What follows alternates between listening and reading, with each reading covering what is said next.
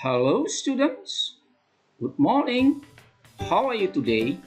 I hope all of you are fine and healthy. Welcome back again into our English class for the 8th grade with Mr. Iskandar. Today's lesson is about recount text.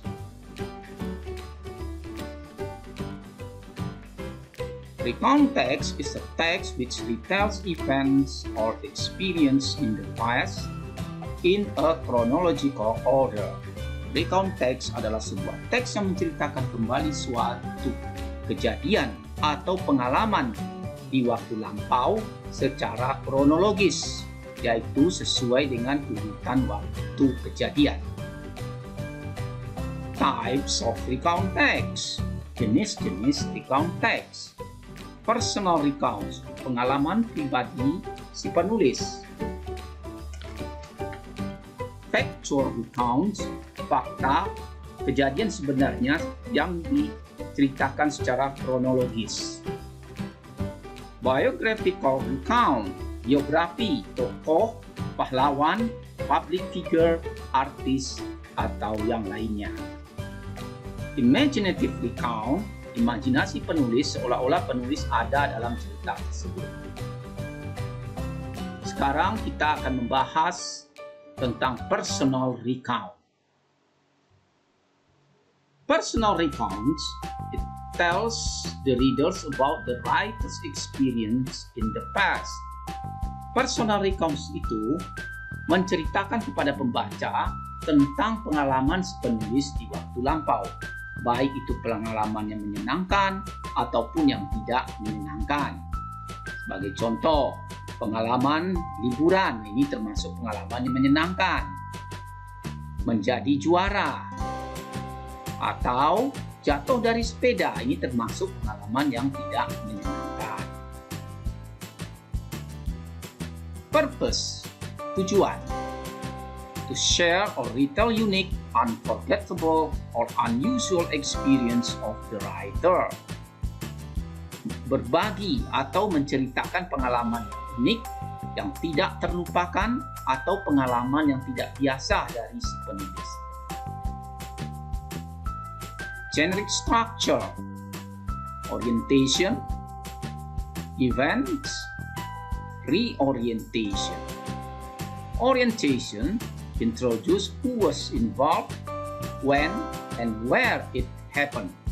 Pada bagian orientation ini ada pada awal sebuah teks, terdapat pada paragraf pertama.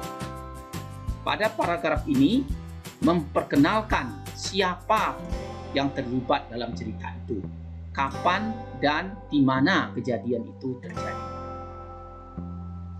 Events, a series of events ordered in a chronological sequence. Rangkaian peristiwa yang disusun secara kronologis, yaitu sesuai dengan urutan waktu kejadian. Reorientation, conclusion or personal comment about the events. Conclusion, kesimpulan ataupun pendapat pribadi maupun kesan pribadi si penulis terhadap kegiatan atau kejadian tersebut. Language features. Focus on personal participant. For example, I, we. Pada recount teks ini menggunakan si penulis sebagai subjek. Jadi menggunakan subjeknya I kalau si penulis sendiri, atau we kalau si penulis dalam kelompok. Using simple past tense, menggunakan kata kerja dalam bentuk simple past tense, dalam bentuk lampau atau verb bentuk kedua. Using adverb of time, for example last week, yesterday, last night, menggunakan keterangan waktu seperti minggu kemarin, kemarin, atau malam tadi. Using time connective, for example first, then, after that, menggunakan kata penghubung menunjukkan rangkaian waktu seperti pertama, kemudian, dan setelah itu.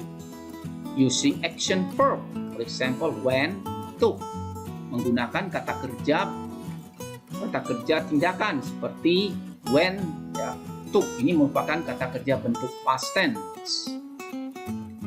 Oke, sekarang kita melihat contoh sebuah recount text. Ya, ini pengalaman berlibur si penulis ke Gunung Bromo. Oke, paragraf pertama, orientation. Last week. Nah, ini kapan terjadinya? Minggu kemarin. I went to Mount Bromo. Siapa? Who? Pelakunya adalah I. I di sini adalah si penulis. Jadi saya pergi ke Gunung Bromo. Di mana? I stayed at my friend's house in Probolinggo. Saya tinggal di rumah teman saya di Probolinggo. Jadi unsur-unsur yang menunjukkan orientation di sini sudah ada. Oke, paragraf kedua sekarang. Events. Events ini adalah rangkaian kegiatan yang dilakukan oleh si penulis bersama teman-temannya. Yang pertama, I saw Mount Batok. Saya melihat Gunung Batok. Next, we rode on horseback. Kami menunggangi kuda. Next, we went to get a closer look at the mountain. Kami pergi melihat gunung lebih dekat lagi. And we took pictures. Berfoto-foto. We took a rest, lalu beristirahat. Had lunch under a big tree. Makan siang di bawah pohon yang besar. We went to the zoo at Wonokromo. Jadi kami pergi ke kebun binatang di Wonokromo. Lalu selanjutnya we went home. Lalu pulang ke rumah. Inilah rangkaian kegiatan yang dilakukan si penulis selama liburannya di Mount Bromo. Next, reorientation.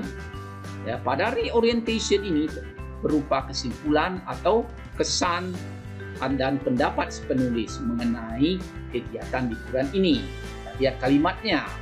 We were very tired. Very tired. Ini yang dirasakan si penulis.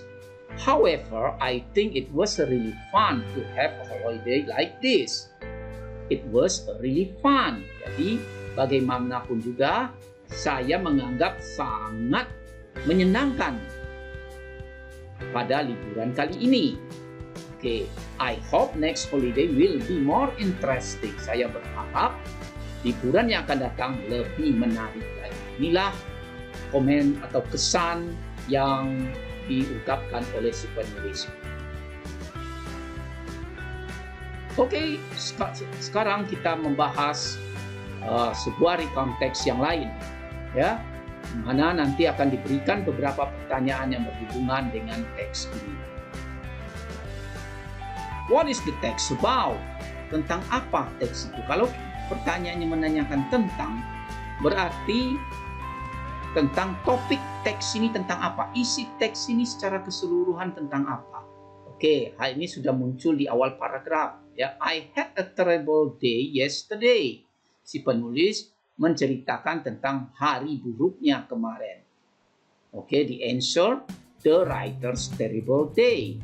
Atau the writer's bad experience. Atau pengalaman buruk si penulis. What is the purpose of the writer to write the text? Apa tujuan si penulis menulis teks ini? Ya, kalau tujuannya to share his bad experience. Jadi, membagikan pengalaman buruk dia. Why did he get up late? Mengapa dia bangun terlambat? Nah, di sini sudah ada.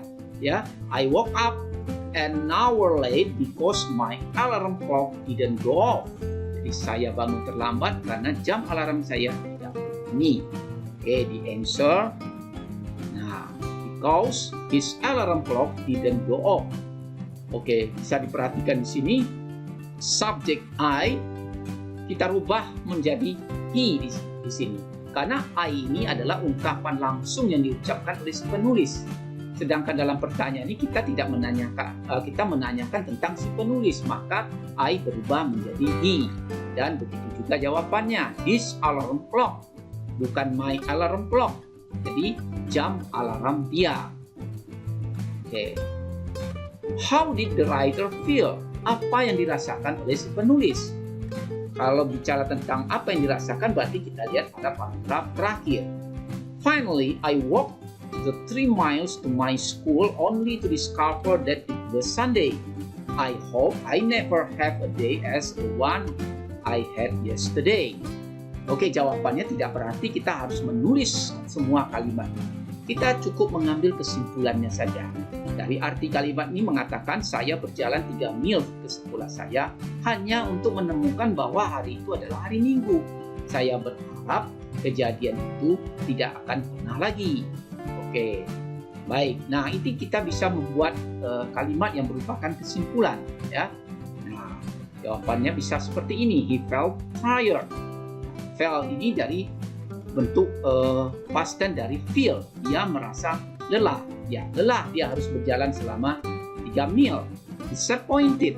Kecewa karena dia tidak menemukan sekolah pada saat itu adalah hari Minggu. And regretful artinya menyesal. Seandainya dia tidak berangkat ke sekolah, dia tidak akan mengalami hal seperti itu. Nah, oke, students. Students, I think that's all. Thanks for watching and see you next time. Goodbye.